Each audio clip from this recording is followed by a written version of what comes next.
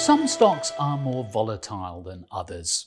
Although highly volatile stocks can produce impressive bursts of performance, the evidence tells us that stocks that are less volatile have historically generated better risk-adjusted returns.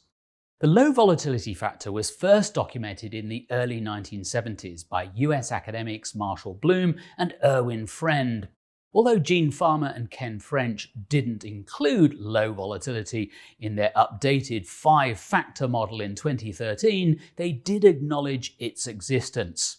The low vol premium, they argued in a separate study 2 years later, is connected to the two new factors they did include: profitability and investment. Returns of low volatility stocks, they wrote, behave like those of firms that are profitable but conservative in terms of investment, whereas the returns of high volatility stocks behave like those of firms that are relatively unprofitable but nevertheless invest aggressively. Positive exposure to the profitability and investment factors, they went on, goes a long way toward capturing the average returns of low volatility stocks. From a risk perspective, the low volatility factor is rather puzzling. In theory, higher expected risk demands higher expected return, not the other way round. So how can the low vol premium be explained? One explanation is the so-called lottery effect.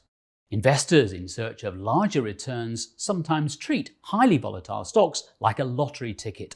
This bids up the price of riskier stocks. As a result, lower risk stocks are systematically underpriced, which may translate into outperformance. So let's take a look now at how the low vol factor has performed. In the US, between 1963 and 2016, the lowest risk stocks produced an annual return of 10.9%, compared to 4.1% for the highest risk stocks. In the UK, between 1984 and 2016, the lowest risk stocks produced an annual return of 11.6%, compared to 4.2% for the highest risk stocks. What about more recent history? Well, in the 5-year period to the end of April 2021, the MSCI ACWI Minimum Volatility Index returned 10.57%. The parent index returned 14.54%. In other words, there was a negative low vol premium. True, a tilt towards low volatility would have softened the drawdown we saw in March 2020, but high volatility stocks performed better than low volatility stocks in the subsequent recovery.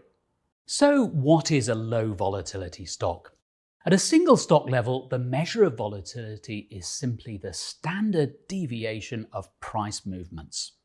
But in constructing a minimum volatility portfolio, relative price movements are considered in an optimization exercise designed to reduce overall portfolio volatility. How then does the MSCI ACWI Minimum Volatility Index differ from the parent index? For a start, the turnover is much higher, 21% versus 4% for the year ending April 2021. The MinVol index has a negative exposure to momentum stocks, which is intuitive given the lottery effect theory. And if you look at the top 10 constituents of each index, you'll see there are no stocks in both. There are also no big names in the MinVol index, so no Tesla, Microsoft, or any of the FANG stocks, for example. What then are the advantages of tilting a portfolio towards low-risk stocks? Effectively, they have a double benefit.